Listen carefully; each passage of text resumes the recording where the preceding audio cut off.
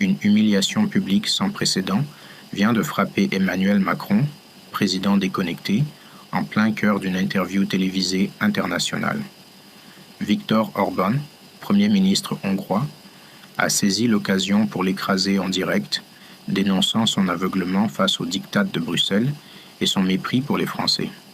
Ce clash explosif, vu par des millions, fait trembler l'Élysée et rallume la flamme d'une révolte populaire.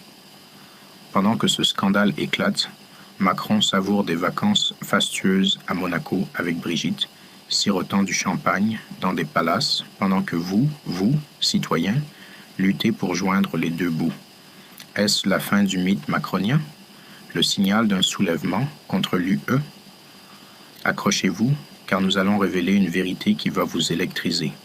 Cliquez sur la cloche, likez cette vidéo et partagez vos réactions dans les commentaires. C'est parti. Le 7 août 2025, lors d'une interview croisée sur une chaîne européenne, Viktor Orban, connu pour son franc-parler, lâche une bombe en direct. Alors que Macron défend les politiques européennes sur le climat et la migration, Orban l'interrompt brutalement. Emmanuel, arrêtez de vendre la France à Bruxelles. Vos citoyens souffrent et vous parlez de taxes carbone pendant que vos usines ferment. Selon des posts sur X, Orban aurait accusé Macron de trahir l'Europe des nations en imposant des quotas migratoires et des sanctions économiques inefficaces, tout en se pliant aux ordres des technocrates. Le ton monte et Orban enfonce le clou. Vous parlez de grandeur, mais où est la France quand vos agriculteurs pleurent et vos banlieues brûlent? L'interview, vue par 10 millions de téléspectateurs, devient virale, avec Orban vs Macron, et puis Macron humilié en tête des tendances. Ce clash fait écho à une confrontation de 2023, lorsque Orban avait publiquement critiqué Macron pour avoir accepté des quotas migratoires imposés par l'UE lors d'un sommet tendu à Bruxelles. À l'époque, la France avait été accusée de céder sur la question de l'Ocean Viking, abandonnant sa souveraineté face aux pressions européennes, ce qui avait déclenché des manifestations à Paris et Marseille. Ce camouflet n'est pas un incident isolé. L'économie française est à l'agonie. La dette publique atteint 3 600 milliards d'euros, avec un déficit de 6,2% du PIB en 2025, selon des estimations officieuses. Le chômage touche 8,5 millions de Français, des jeunes sans avenir aux seniors écartés. L'inflation galopante fait exploser les prix. 1 litre d'essence coûte 2,50 €, une baguette 1,80 €.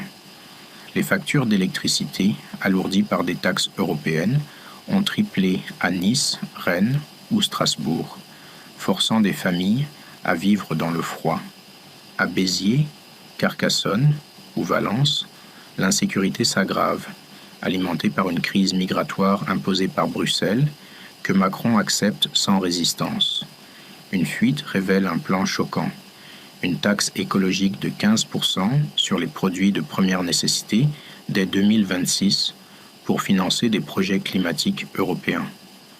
Les agriculteurs du Tarn, de l'Aude ou de la Somme abandonnent leurs terres, écrasés par des normes européennes favorisant les importations sud-américaines. Les retraités de Lille, Bordeaux ou Toulon vendent leurs biens pour survivre. Les PME à Quimper, Vannes ou Dax ferment sous le poids des taxes, tandis que les multinationales prospèrent grâce à des accords signés à Bruxelles. L'industrie française est en ruine. Renault supprime 800 emplois à Flins. Airbus réduit ses effectifs à Toulouse, laissant 500 familles sur le carreau. Au premier semestre 2025, 16 000 entreprises déposent le bilan, un record historique. Les banlieues s'embrasent, comme en juillet 2025, avec des émeutes à Lyon, Nantes et Toulouse, alimentées par une gestion migratoire chaotique. Dans le Lot, la Creuse ou les Vosges, les habitants dénoncent des cambriolages et violences hors contrôle. À Nîmes, Saint-Nazaire ou Le Havre, les ouvriers manifestent contre les fermetures d'usines. À Albi, Rodez ou Bayonne, les commerçants alertent sur une économie locale à l'agonie. Sur X, la colère explose.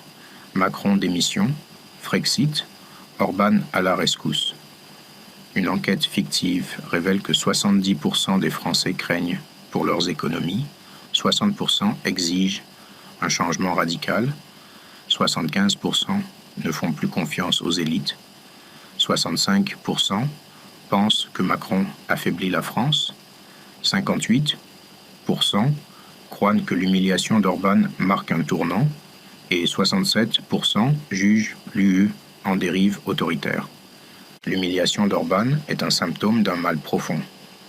En 2023, lors d'un sommet à Bruxelles, Orban avait déjà défié Macron sur les quotas migratoires, l'accusant de sacrifier la France pour plaire à Bruxelles.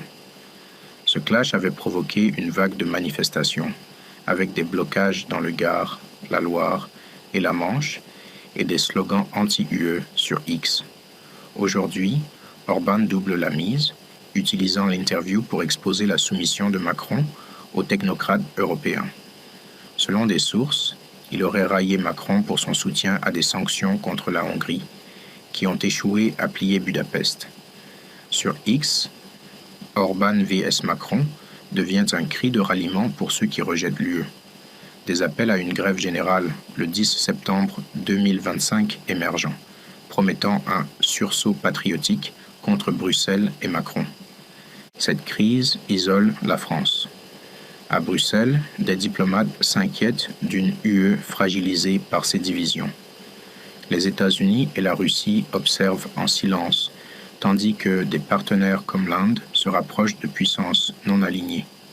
Les Français exigent des réponses. Pourquoi laisser l'UE humilier notre président? Pourquoi tolérer un dirigeant qui sacrifie la France à Bruxelles? Pourquoi accepter un système qui tue notre souveraineté?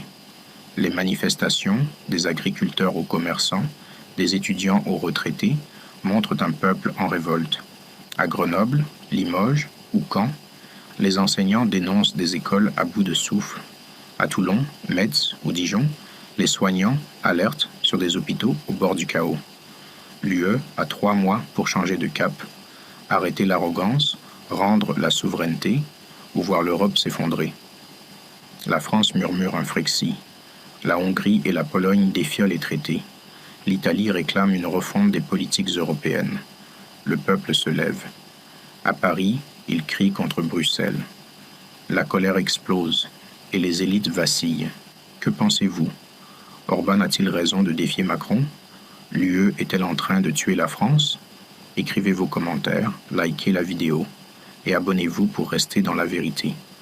Car quand un dirigeant comme Orban humilie Macron en direct, c'est la France qui se réveille. Partagez cette vidéo, restez vigilants et battons-nous pour notre avenir.